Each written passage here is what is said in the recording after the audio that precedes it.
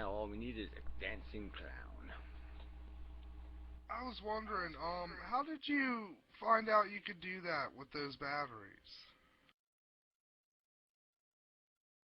Well, I had heard it like a few years ago. You know, I just had heard you can do something where you run voltage through them and blah blah blah. So I just sat here one day and I said, you know, I had to make the decision: do I buy some new ones or not? So I had a bunch of, I got 20 of these old batteries here, and I just said, well, do I buy new ones or not? And so I said, well, I'll look it up.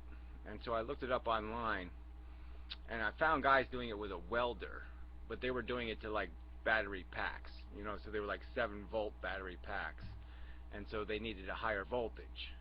But if you just did a single cell, you know, the single 1.2 volt battery individually, then you don't need the higher voltage, and so then you could use a car battery.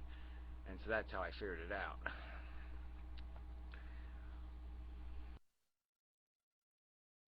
So what is it doing? Like it's just taking power from the battery and putting it into the from the car battery and putting it into the small one then? No, see the NiCad batteries over time, what happens is they don't lose their capacity to store electricity. What happens is they sort of get clogged, like the the electricity can no longer pass through them back and forth anymore because they get full of these, you know, whatever, the molecules get permanently charged one way or another way, and so nothing can flow anymore. And so if you run current backwards through them, you're basically just blowing the filter out. So it's like a filter that's clogged, and you're just blowing the filter out and cleaning the filter, and then they can work again. Okay, but do you know if the source, like the car battery, is actually losing any power or not? Well, that's a tiny bit of, yeah, of course. When you see sparks, you're obviously using some electricity. So, yeah, you're using some electricity to blow the filters clean on the battery, on the little batteries. And, of course, if you blow the little battery up, you know, then you'll, you know, you'll lose a little more electricity. Yeah. And, you know, a little bit of metal you might have to pull out of your face or something. You know, no big deal. Acid, you know.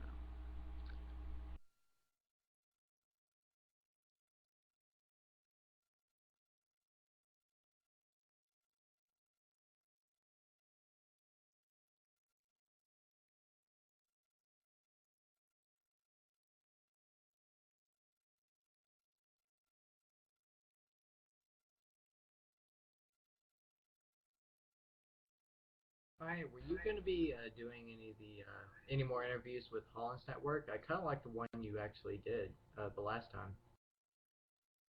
Yeah, I shouldn't agree to do the one where I shared the screen with Jasper because that kind of dulled it a little.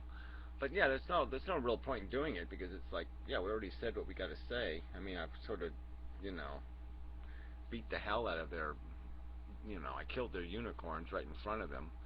And so what else is there to say? Yes, there's no fucking magical unicorns. We're basically cockroaches at the end. I win the argument. Um, so I don't know where they're going to go with their. I don't know where that network is even going to go. I mean, what are they going to do? Just keep talking babble? Yeah, Gary, I don't think Yeah, I I don't don't agree think with the New Age vibe.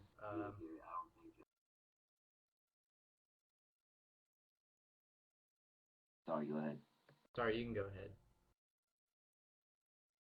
Okay, I was just gonna say I don't think they're trying to take any of your arguments seriously. I think they're just, using you as kind of a mockery piece for their psychedelic off the charts LSD audience. Yeah, you can see They him just talk so flickering in a lot of vaguely. videos. Yeah, I don't know if that's true though, because Sorry. every time they end up interviewing somebody, I come up. You know what I mean? So I mean, I've sort of owned them entirely because they always have to put my argument in there and say, well, Gary says that we're cockroaches, so I guess we're gonna have to talk about that. So I mean, it's kind of good that I've imposed a context on their bullshit. I like their Coughlin interview. That's a pretty interesting one. Yeah, well, that entertainer stuff, you know, doesn't do much for me.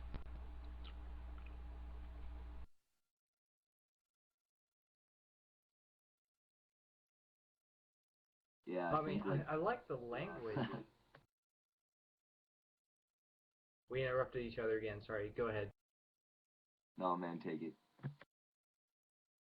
Well, okay. Well, I kind of like the phenomenology of it, the subjective experience of it.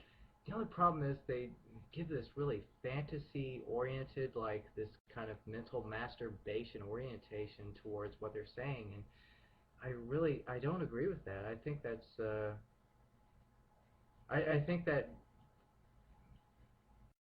it just Well, they're really distracted by the singularity notion. You know, like this ultimate accomplishment, humans heading somewhere. There's something beyond just satisfying desire notion. They think intelligence can actually do something beyond just figure out a better way to, you know, do the penis vagina thing.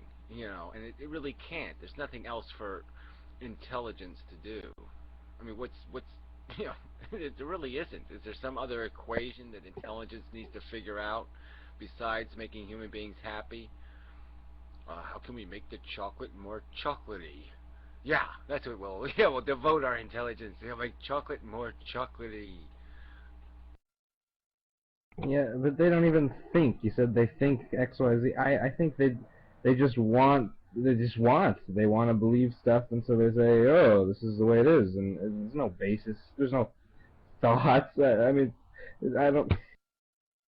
Your mic is kind of shitty there. It's a little too loud. You often have that problem. We have to get somebody to buy you a microphone.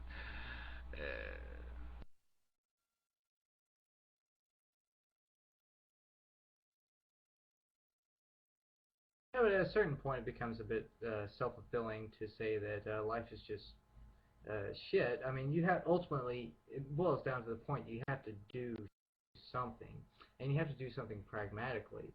Um, so I agree with them on that point, but I don't agree with the way they're going about it. I think the way they're going about it is just it's impragmatic. It's imaginary. It's just pure fantasy.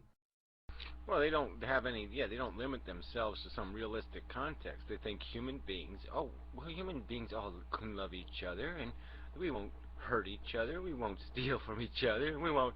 And it's just like there's 7 billion people on Earth. We're all not going to have a little fruit garden in our backyards, and we're all not going to love and hug each other, and you know, be completely fair to each other. And nobody's going to have to do all the work, and nobody's going to have to do this. I mean, it's just such a pile of crap. It just has, yeah, exactly. There's nothing pragmatic about it whatsoever. It's a completely unrealistic plan for human progress. That we all have this, we'll all have this little perception of human beings being in little white robes and being dignified little organisms, and we'll just ignore the fact that we're just horny animals. It's just so fucking stupid.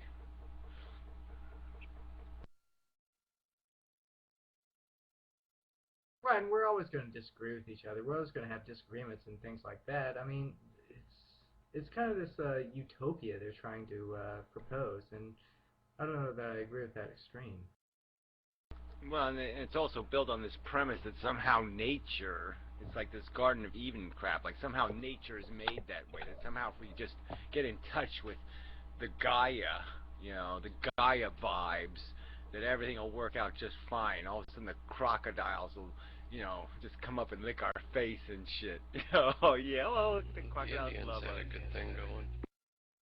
Oh, what the fuck? What do you mean they had a good thing going? They were, you know, scalping each other every Thursday. Come on, good thing going. No, that was just the Sioux. It wasn't just the Sioux. Look what the Mohicans did. I mean, you know, for 5 cents they sold out the whole fucking Indian nation. Oh yeah, sure. Whitey gave me 5 cents. You know, I'll show you exactly where the other Indians live. I'll show you just how to kill them. I mean, man, they were fucking malicious little bastards. Don't forget the Cherokee.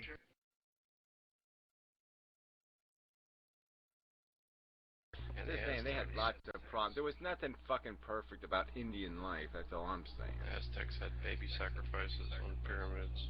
Well, okay. Well, you're the one who just pointed out how. See, you did it again. You do this every. Oh, what is this? Well, there's two sides to every story. Why don't you change